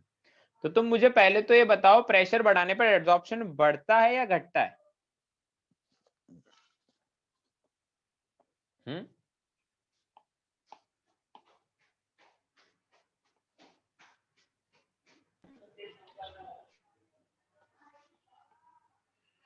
प्रेशर बढ़ाऊंगा तो एड्सॉर्प्शन बढ़ेगा या घटेगा? बढ़ेगा। बढ़ेगा, ठीक है। तो जैसे उसको टेम्परेचर के लिए कांस्टेंट रखा था, प्रेशर को, प्रेशर के लिए कांस्टेंट रखेंगे इसको, टेम्परेचर को। एट कांस्टेंट टेम्परेचर पर हम लोग देख रहे हैं। तो देखो अप्रॉक्स ऐसा करवाता है,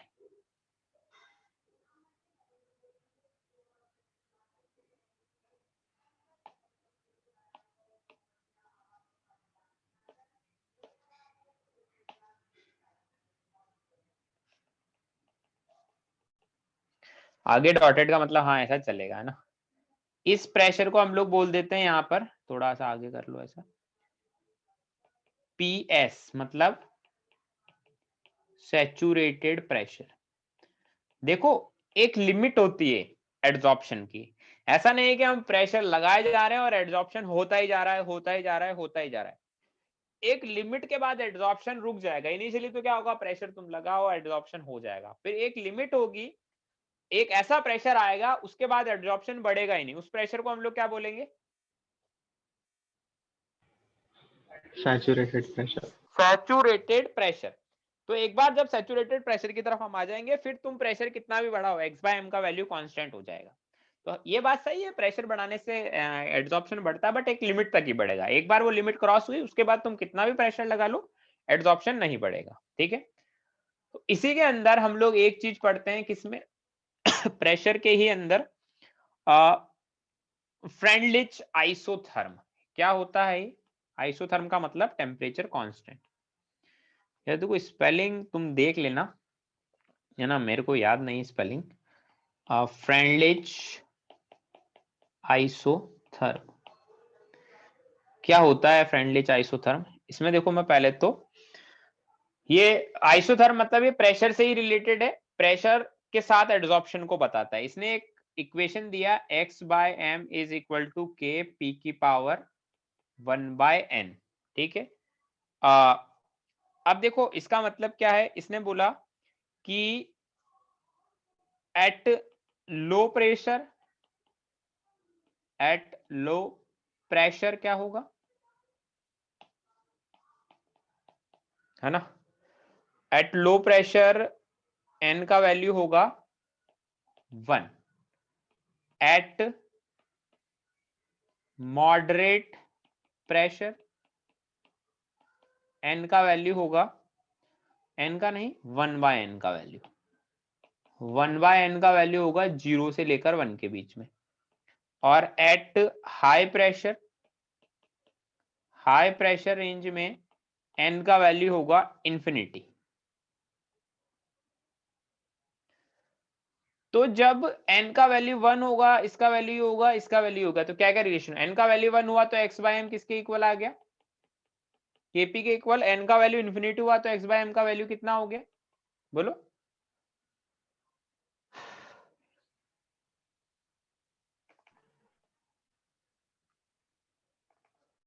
बोलो भाई क्या होगा? के के और ये तो ठीक है, इसमें तो वैल्यू वेरी कर रहा है तो इसको मैं एज इट इज लिख देता हूं। अब फ्रेंडली आइसोथर्म क्या था? सेम था, देखो कोई डिफरेंस नहीं है ग्राफ में, जैसा ऊपर ग्राफ बनाया था वैसा ही ग्राफ है। हम लोग बोलेंगे ये x बाय m और ये p।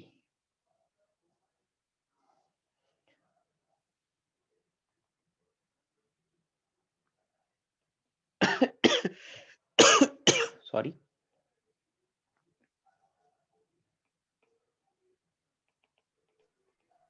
है ना। अब देखो यहां पर जो कंडीशन है वो देखो कुछ ऐसी मान लो, सपोज करो यहां तक लो प्रेशर रेंज है, यहाँ पर मॉडरेट रेंज है और इधर हाई रेंज है ना। ये तीन उसमें रेंजेस है। जो यहां से यहां तक की रेंज है और एक रेंज यहां से यहां तक है और एक रेंज यहां से यहां तक है। जो ये वाली रेंज है वो n इक्वल टू 1 को बताती है, ये वाली range n equal to infinity को बताती है और ये वाली रेंज 1/n का मतलब 0 से 1 बताता है। ठीक है, ऊपर वाला ही ग्राफ था, यही ग्राफ बनाया मैंने नीचे भी। और ये क्या बताता है? ये बताता है सैचुरेटेड प्रेशर। समझ में आया ग्राफ? ग्राफ तो बना ही सकते हो ना, एक्स बाय एम कॉन्स्टेंट है, एक में X by M equal to KP मतलब I equal to M X वाली इक्वेशन को फॉलो कर रहा है, बना सकते हो। हाँ सर। हाँ सर। अब देखो इसके बारे में एक दो बात लिखते हैं। First point is one of the drawback of this isotherm क्या होगा? Is it fails at high pressure. High pressure region में एक्सप्लेन नहीं कर पाए कि भाई कैसे एड्सॉर्प्शन होगा, उसमें ये फेल हो गया। Second, it is applicable only when adsorption is monolayered. ठीक है, ये तभी एप्लीकेबल होगा जब एड्सॉर्प्शन मोनोलेयर्ड होगा, उसके अलावा ये एप्लीकेबल नहीं था फ्रेंडलिच आइसोथर्म। ठीक है, जैसा फ्रेंडलिच आइसोथर्म है वैसा ही हमारे पास एक और आइसोथर्म है जिसको बोलते हैं लैंगेमर आइसोथर्म। ठीक है, MUIR, लैंगेमर आइसोथर्म। इसने क्या बोला? इसने कुछ अजम्पशंस अज्यूम कर लिए पहले कि मैं हमारा ग्राफ में बना तो दूंगा बट मेरे कुछ अजम्पशंस है। तो अजम्पशंस मैं पहले बता देता हूं, अजम्पशंस भी हमें पता होने चाहिए, इससे भी क्वेश्चन पूछा जा सकता है। तो अजम्पशंस क्या है? First, gas is considered to behave. Sir वो लैंग में आइसोथर्म है क्या सर, या मर्म है? अरे थर्म है, थर्म है, मर्म लिख दिया क्या मैंने? थर्म ही बोला था, लिख मर्म दिया। आइडियली है ना कि भाई जो गैस जो कि एड्सॉर्ब होगी जाकर, है ना, उसको हम लोग क्या बोल रहे हैं कि वो आइडियल मानेंगे। Gas is considered to behave ideally. Second point, a solid surface is considered as homogeneous and contain fixed number of adsorption site।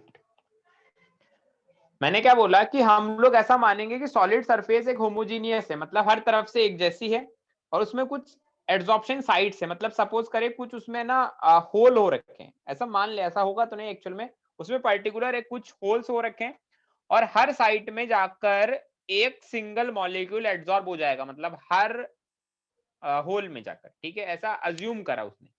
तो उसने क्या बोला कि each site adsorbs a single molecule है ना, गैस का एक मॉलिक्यूल एब्जॉर्ब कर लेगा। Fourth point, rate of AD absorption is equal to rate of desorption.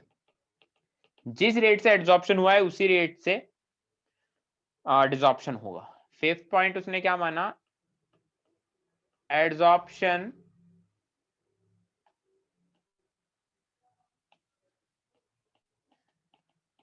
Absorption should be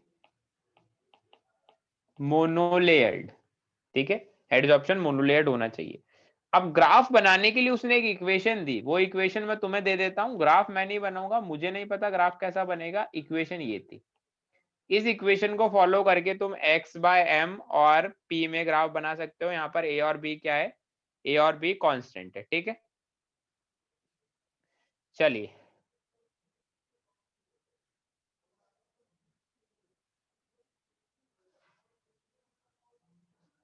समझ आती है इतनी बात?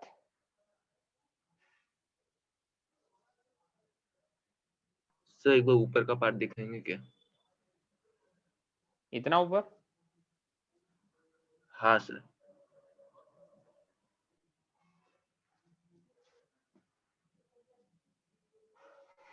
हाँ सर, हो गया। चलिए ठीक है। हाँ, अब हम लोग बात करते हैं यार इसमें, एक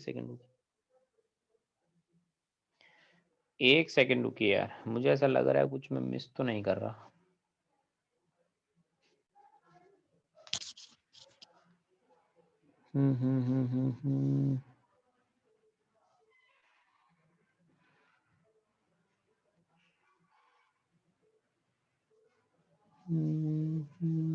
नहीं ठीक है।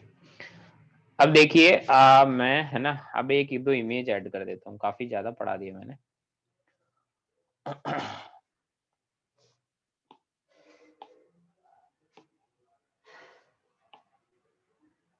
अब हम लोग कैटलिस्ट के बारे में बात करते हैं।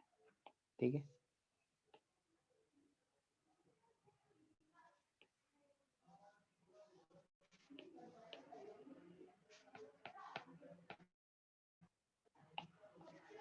हम लोग बात करते हैं कैटलिस्ट के बारे में। इसमें हम लोग लिखते हैं सबसे पहले टाइप ऑफ कैटलिस्ट। ठीक है, कैटलिस्ट के बारे में बात करें, अब हम लोग बात करते हैं टाइप ऑफ कैटलिस्ट। कैटलिस्ट कितने टाइप के होते हैं? सबसे पहले लिखा है होमोजीनियस कैटलिस्ट, फिर लिखा है हेट्रोजीनियस, फिर पॉजिटिव कैटलिस्ट, फिर नेगेटिव कैटलिस्ट, फिर प्रमोटर्स या एक्टिवेटर्स, फिर लिखा है एंटी कैटलिस्ट। मतलब इतने हैं 1 2 3 4 5 6, बहुत सारी चीजें तुमने पढ़ी। होमोजीनियस कैटलिस्ट क्या होते हैं? इसमें लिखा है when catalyst and reactants are in same phase. मतलब कैटलिस्ट और रिएक्टेंट सेम फेज में हो तो उसको होमोजीनियस कैटलिस्ट बोलते हैं। मतलब अगर रिएक्टेंट्स भी गैस है और कैटलिस्ट भी गैस है तो होमोजीनियस कैटलिस्ट होगा। रिएक्टेंट्स भी सॉलिड है, कैटलिस्ट भी सॉलिड है तो होमोजीनियस कैटलिस्ट होगा। और हेट्रोजीनियस कैटलिस्ट मतलब when reactants and catalyst are in different phase. ठीक है, रिएक्टेंट और कैटलिस्ट डिफरेंट फेज में हो, मतलब रिएक्टेंट गैस हो, कैटलिस्ट सॉलिड हो। ठीक है, या फिर रिएक्टेंट सॉलिड हो, कैटलिस्ट गैस हो, तो उसको हम लोग बोलेंगे हेट्रोजीनियस कैटलिस्ट। समझ आती है इतनी बात?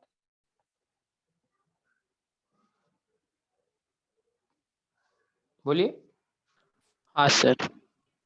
पॉजिटिव कैटलिस्ट, नेगेटिव कैटलिस्ट का मतलब तुम्हें पता ही होगा। पॉजिटिव कैटलिस्ट का मतलब क्या होता है? Substance which increases the rate of chemical reaction. Negative catalyst substances which decreases the rate of chemical reaction. मतलब कैटलिस्ट दो तरह के हो सकते हैं, नेगेटिव कैटलिस्ट भी हो सकते हैं, पॉजिटिव कैटलिस्ट भी हो सकते हैं। मतलब ऐसा भी हो सकता है जो रेट ऑफ रिएक्शन को बढ़ाए, ऐसे कैटलिस्ट भी हो सकते हैं, है ना। और ऐसे कैटलिस्ट भी हो सकते हैं जो रेट ऑफ रिएक्शन को कम करे। जनरली तो हम लोग कैटलिस्ट का मतलब पॉजिटिव कैटलिस्ट ही समझते हैं कि भाई ऐसे कैटलिस्ट जो हमारी रेट ऑफ रिएक्शन को बढ़ा दे। तो हम लोग दो तरह से डिफाइन करते हैं कैटलिस्ट को, नेगेटिव कैटलिस्ट या पॉजिटिव कैटलिस्ट। मतलब कुछ कैटलिस्ट इसलिए भी डाले जाते हैं जो रेट ऑफ रिएक्शन को कम करे, क्योंकि बहुत सारी रिएक्शन काफी फास्ट भी होती है इसलिए। नेक्स्ट है प्रमोटर्स और एक्टिवेटर्स। प्रमोटर और एक्टिवेटर्स का क्या काम होता है? तो इसमें लिखा है substances which are not catalyst themselves but its presence can increase the catalytical activity of catalyst. मतलब ये खुद तो कैटलिस्ट नहीं होते हैं, बट इनका हम लोग यूज कर सकते हैं, कैटलिस्ट की कैटालिटिकल एक्टिविटी को बढ़ा देते हैं, तो इनको प्रमोटर से एक्टिवेटर्स बोलते हैं। नेक्स्ट है एंटी कैटलिस्ट, मतलब substances which are not catalyst themselves but it presence can decrease the activity of catalyst. तो अपोजिट ऑफ प्रमोटर्स और एक्टिवेटर्स का क्या, एंटी कैटलिस्ट, जो डाल दे अगर कैटलिस्ट के साथ तो कैटलिस्ट की कैटालिटिकल एक्टिविटी को ये कम कर देगा। इतनी बात समझ आती है? हाँ सर। नेक्स्ट हम लोग बात करते हैं कैरेक्टरिस्टिक्स ऑफ कैटलिस्ट, है ना, कैटलिस्ट की कैरेक्टरिस्टिक्स क्या क्या होती है। तो हमने देखो इसमें पॉइंट वाइज लिखा है। First point is a catalyst remains unchanged in mass and chemical composition at the end of reaction, however physical state may change। मतलब अगर कैटलिस्ट तुमने डाला है तो देखो उसका मास और केमिकल कंपोजिशन चेंज नहीं होगा, मतलब कैटलिस्ट खुद रिएक्ट नहीं करेगा, ठीक है, कैटलिस्ट खुद रिएक्ट नहीं करेगा कभी। कैटलिस्ट ऐसा नहीं है कि भाई कैटलिस्ट गया और कैटलिस्ट ने खुद ने रिएक्शन कर ली, ये कभी नहीं होने वाला, कैटलिस्ट खुद रिएक्ट नहीं करेगा, ठीक है, इतनी बात समझ आती है? हाँ। बट हाँ ऐसा हो सकता है कि उसकी फिजिकल स्टेट चेंज हो जाए, उसका केमिकल फॉर्मूला चेंज नहीं होगा, उसका फिजिकल स्टेट चेंज हो सकता है, ठीक है, कि भाई कैटलिस्ट स्टार्टिंग में लिया था तब सॉलिड था, बाद में देखा तो कैटलिस्ट क्या हो गया, गैस बन गया, ठीक है, या फिर लिक्विड फॉर्म में लिया था बाद में सॉलिड बन गया। फिजिकल स्टेट में चेंज मतलब ऐसा नहीं है हमेशा ही चेंज होगा, कभी कभार चेंज हो सकता है। सेकेंड पॉइंट लिखा है finally divided state of catalyst is more effective for reaction, मतलब वही है कि कैटलिस्ट का सरफेस एरिया ज्यादा होना चाहिए, फाइनली डिवाइडेड हो, बिल्कुल ग्रेन्स की फॉर्म में हो, बिल्कुल एकदम, अब बिल्कुल उसका क्या बोलते हैं, बिल्कुल मिट्टी की जैसा हो जाए, बिल्कुल छोटा छोटा, बिल्कुल ऐसा लेना चाहिए, उसके सरफेस एरिया जितना ज्यादा हो कैटलिस्ट का उतना ही ज्यादा वो इफेक्टिव हो। Third point is a catalyst can not initiate the reaction but lowers the EA. EA का मतलब क्या है? Activation energy. हाँ, कैटलिस्ट कभी रिएक्शन को इनिशिएट नहीं कर सकता, बट हाँ एक बार रिएक्शन स्टार्ट हो गई फिर तुमने कैटलिस्ट डाला तो एक्टिवेशन एनर्जी को कम कर सकता है। Fourth, catalyst are highly specific in nature. इसका मतलब है कि भाई एक पर्टिकुलर रिएक्शन के लिए कोई कैटलिस्ट है तो जरूर नहीं है दूसरी रिएक्शन के लिए भी वो कैटलिस्ट होगा।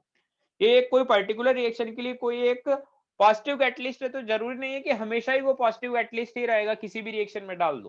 कैटलिस्ट बहुत स्पेसिफिक होते हैं, highly specific. Fifth, catalyst can not equilibrium state but attains to help equilibrium quickly. ये क्या लिख दिया भाई, ये थोड़ा पॉइंट ऊपर नीचे लग रहा है ना।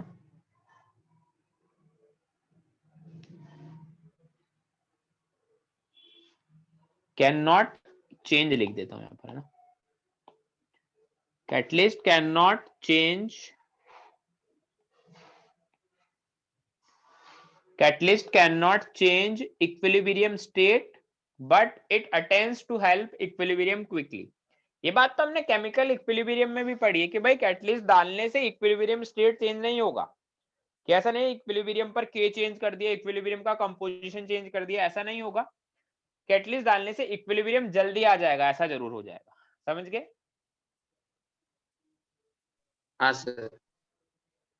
6 पॉइंट लिखा है there is a particular temperature at which the efficiency of catalyst is maximum and this temperature is known as optimum temperature। कि ऐसा नहीं है कि हर टेम्परेचर पर कैटलिस्ट की एफिशिएंसी सेम रहेगी, किसी भी टेम्परेचर पर कैटलिस्ट डाल दो, नहीं, एक पर्टिकुलर टेम्परेचर ऐसे भी होते हैं जिन पर कैटलिस्ट मोर इफेक्टिवली वर्क करता है, उसको ऑप्टिमम टेम्परेचर बोलते हैं।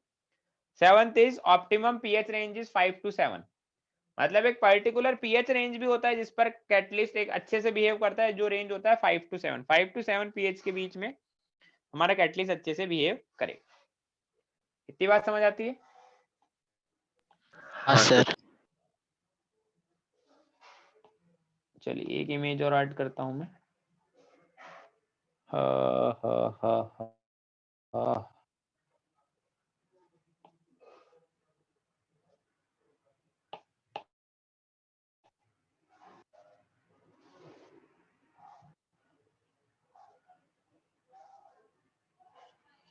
यार यहाँ पर कुछ तो गड़बड़ हो गया है, क्या हो गया है?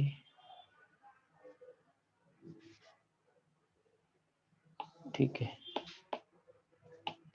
यहाँ पर 6 to 14 और ये लिखा है, इसको भी हटाना पड़ेगा, स्क्रीनशॉट में आ गया है। मैं लिख दूंगा यहाँ पर क्या लिखना चाहिए।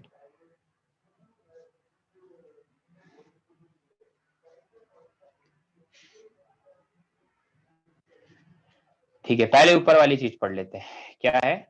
Shape selective catalysis. ठीक है, तो मैंने क्या लिखा है? Catalysis action depends upon shape of catalyst and size of reactant and product. मतलब शेप सेलेक्टिव कैटालिसिस का मतलब है कि भाई कैटलिस्ट की शेप भी डिपेंड करेगी।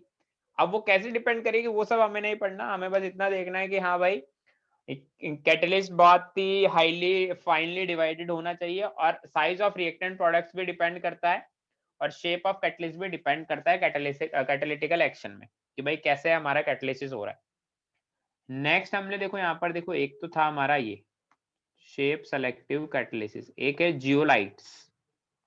जियोलाइट्स में क्या बोलते हैं? There are honeycomb like structure, they are honeycomb like structure, they are microporous aluminium silicates. Zeolite क्या है? एक तरह से कैटलिस्ट होते हैं, मतलब अलग से लिखा है एनसीईआरटी में इसलिए मैंने लिख दिया कि देखो जियोलाइट्स क्या होता है। एक तो हनीकॉम लाइक स्ट्रक्चर होता है इनका, हनीकॉम की तरह स्ट्रक्चर होता है। सेकंड, ये माइक्रोपोरस एल्यूमिनियम सिलिकेट होते हैं, इससे ज्यादा नहीं पढ़ना। एंजाइम कैटलिस्ट, एंजाइम कैटलिस्ट जो हमारे बॉडी के अंदर होते हैं, ठीक है, बॉडी के अंदर हमारे रिएक्शन में काम होते हैं एंजाइम्स में। ये हाईली एफिशिएंट है, हाईली स्पेसिफिक है, are highly active under optimum temperature and pressure. तो कोई बहुत अलग बात नहीं लिखी कि भाई हाँ ऑब्वियसली बॉडी के अंदर है तो हाईली एफिशिएंट है, हाईली स्पेसिफिक है मतलब बॉडी के अंदर ही काम कर सकते हैं। और थर्ड पॉइंट तो सभी को पता है। अब ये चीज इंपॉर्टेंट है, कैटलिट क्या बोलते हैं इसको, कैटलिस्ट वाला पार्ट तो ठीक था, but classification and preparation of colloids हमारे लिए इंपॉर्टेंट है। Classification and preparation of colloids, तो इसमें सबसे पहले हम लोग बात करते हैं कॉलोइड स्टेट। कॉलोइड स्टेट क्या होता है? इसमें क्या लिखा है? A substance is said to be colloidal, a substance is said to be colloidal state when the size of particle of dispersed phase। अब देखो यहाँ पर dispersed phase के ब्रैकेट में मैंने क्या लिखा है? सॉल्यूट। सॉल्यूट, मतलब कॉलोइडल स्टेट को तुम एक तरह से ना सॉल्यूशन वाले चैप्टर की तरह मानो। सॉल्यूशन कैसे बनता है? सॉल्यूट और सॉल्वेंट से। ये कैसे बनेगा? ये बनेगा dispersed phase and dispersion medium से। यहां पर मैंने लिखा भी है, डिस्पर्स्ड फेज का मतलब क्या है? सॉल्यूट, और डिस्पर्जन मीडियम का मतलब है सॉल्वेंट। एक तरह से वैसा अज्यूम कर सकते हैं। A substance is said to be colloidal state when size of particle or dispersed phase is greater than particle of solution and less than suspension particle. The range of diameter of particle is lie between 1 to 1000 nanometer. तो देखो solvent में अलग अलग size होता है solute के particle का, तो सॉल्यूट के पार्टिकल का साइज ही डिपेंड करता है कि वो सस्पेंशन है, वो सॉल्यूशन है, या फिर वो कॉलोइडल स्टेट है। ठीक है, तो इसी वो कॉलोइड्स है, कॉलोइडल स्टेट नहीं कॉलोइड्स। तो अगर उनका पार्टिकल का साइज बड़ा है सॉल्यूशन के पार्टिकल के साइज से, बट छोटा है सस्पेंशन के पार्टिकल के साइज से, उन दोनों के बीच में, तो वो बोलते हैं उसको कॉलोइड्स। सबसे छोटा तो होता है सॉल्यूशन में, सबसे बड़ा होता है सस्पेंशन में। ठीक है, तो बीच में अगर आता है तो उसको हम लोग बोलते हैं कॉलोइडल स्टेट। कितना होना चाहिए पार्टिकल का साइज? डायमीटर दे रखा है 1 to 1000 नैनोमीटर। अब हमारे पास दो चीजें हैं, डिस्पर्जन फेज और डिस्पर्ज फेज और डिस्पर्जन मीडियम। डिस्पर्ज फेज मतलब डीपी, डिस्पर्जन मीडियम मतलब डीएम। डिस्पर्ज फेज को एज ए सॉल्यूट की तरह कंसीडर करो और डिस्पर्जन मीडियम को एज ए सॉल्वेंट की तरह कंसीडर करो। तो देखो डिस्पर्ज फेज का मतलब क्या है? डीपी का मतलब the phase which is dispersed through the medium is called DP. जिसको हम डिस्पर्स करेंगे, जिसको हम लोग डिसॉल्व मीडियम के अंदर, मतलब डिस्पर्जन मीडियम है, उसको हम लोग बोलेंगे DP. The medium in which colloidal particle are dispersed, medium जिसमें हम कॉलोइडल पार्टिकल को डिसॉल्व करवाएंगे उसको बोलेंगे डिस्पर्जन मीडियम। तो जैसे सॉल्यूशन बनता है सॉल्यूट प्लस सॉल्वेंट से, वैसे ही कॉलोइडल सॉल्यूशन या फिर कॉलोइड्स बनेगा डीपी और डीएम से। डीपी और डीएम मतलब डिस्पर्जन फेज और डिस्पर्जन मीडियम से। इतनी बात समझ आती है? हाँ सर। अब देखो मैंने यहां पर लिखा है कॉलॉइड इज हेट्रोजीनियस। जैसे सॉल्वेंट क्या होता था,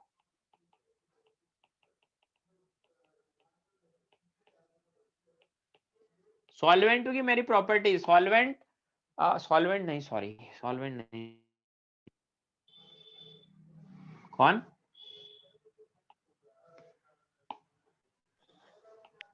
सॉल्यूशन। सॉल्यूशन होमोजीनियस होता था। हम बोलते थे solution is homogeneous, solution homogeneous होता था। सॉल्वेंट में सॉल्यूट मिलाने पर अगर होमोजीनियस बन रहा है तो इसको सॉल्यूशन बोलते थे। बट कॉलॉइड्स में ऐसा नहीं है, कॉलॉइड्स इज हेट्रोजीनियस। कॉलॉइड कैसा होता है, हेट्रोजीनियस होता है। ठीक है, अब हम लोग बात कर रहे हैं, देखो classification and preparation of colloids. तो सबसे पहले हम लोग बात करते हैं क्लासिफिकेशन ऑफ कॉलॉइड्स की। अब थोड़ा सा लिखता हूं मैं, क्लासिफिकेशन ऑफ कॉलॉइड्स। अब इसमें पहला है हमारे पास क्लासिफिकेशन का बिहाफ करने का, पहला है on the basis of physical state of DP and DM,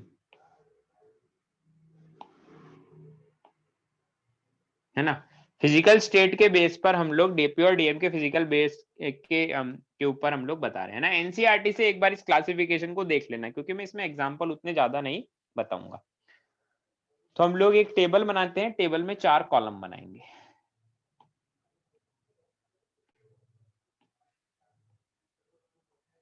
ज्यादा बड़ा हो गया है, थोड़ा छोटा करते हैं।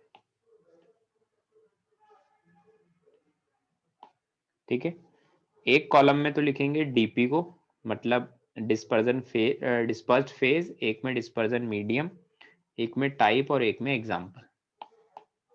ठीक है, एक में तो लिखेंगे डीपी, एक में लिखेंगे डीएम, एक में लिखेंगे टाइप और एक में लिखेंगे एग्जाम्पल्स। इंपॉर्टेंट टेबल है ये। ठीक है, अब देखो क्या होगा इसमें। डीपी हमारा क्या हो सकता है, डीपी मेरा सॉलिड ले लो, सॉलिड ले लो या सॉलिड ले लो, मतलब जिसको डिसॉल्व कर रहे हैं, मतलब सॉल्यूट है डीपी, या फिर लिक्विड ले लो, लिक्विड ले लो, लिक्विड ले लो, या फिर गैस ले लो और गैस ले लो। गैस गैस का नहीं होता है, इस बात को ध्यान रखना। डीएम क्या हो सकता है, डीएम या तो सॉलिड सॉलिड, सॉलिड लिक्विड या solid gas, liquid solid, liquid liquid या लिक्विड गैस, गैस सॉलिड या फिर गैस लिक्विड। गैस गैस नहीं होगा कभी। डीएम मतलब जिसमें डिसॉल्व कर रहे हैं। अब जो इसका टाइप है ना, वो नाम हमारे इंपॉर्टेंट है। टाइप का नेम क्या होगा, सॉलिड में सॉलिड डाला तो उसको बोलते हैं सॉलिड सॉल। ठीक है, सॉलिड सॉल। सॉलिड में लिक्विड डाला तो इसको बोलते हैं सिर्फ सॉल, ये याद रखना है। सॉलिड में गैस में सॉलिड डाला, गैस में सॉलिड डाला तो बोलते हैं एरोसॉल। सॉलिड में लिक्विड डाला तो इसको बोलते हैं जेल, लिक्विड में लिक्विड डाला तो बोलते हैं इमल्सन, और गैस में लिक्विड डाला, गैस में लिक्विड डाला तो बोलते हैं लिक्विड एरोसॉल। इसको बोलते हैं सॉलिड सॉल। गैस सॉलिड को भी सॉलिड सॉल ही बोलेंगे, और इसको बोलते हैं फोम। ये टेबल याद होनी चाहिए हमें। एग्जांपल्स क्या है, एग्जांपल्स देखो, एग्जांपल है इसका, एग्जांपल है जैमस्टोन, सॉलिड में सॉलिड जैमस्टोन, लिक्विड में सॉलिड, सॉरी उल्टा लिख दिया, डस्ट नहीं होगा, लिक्विड में सॉलिड मतलब पेंट, और गैस में सॉलिड मतलब डस्ट, और सॉलिड में लिक्विड मतलब जेलीज, बटर, चीज, है ना। इमल्शन का सबसे फेमस एग्जांपल है मिल्क, और हाँ, है ना। और इसका एग्जांपल होगा फॉग, मिस्ट, क्लाउड। किसका, लिक्विड, गैस में लिक्विड वाला, है ना। इसका एग्जांपल है फोम, फोम मतलब नॉर्मल फोम, और इसका एग्जांपल है फ्रोथ। तो ये टेबल हमें याद होनी चाहिए, इस टेबल से काफी क्वेश्चन आते हैं। इस टेबल को एक बार एनसीईआरटी से जरूर है ना मैच कर लेना, है ना।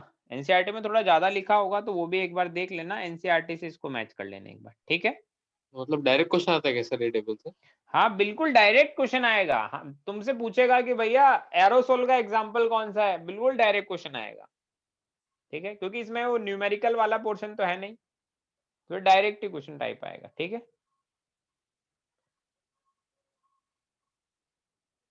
समझ गए? हाँ सर। चलिए अच्छी बात है फिर। आ, चलो फिर आज की क्लास के लिए इतना ही, होमवर्क मैंने दे दिया, बाकी हम लोग आगे नेक्स्ट क्लास में पढ़ते हैं ना। नेक्स्ट लेक्चर में हम लोग खत्म कर देंगे इसको, ठीक है।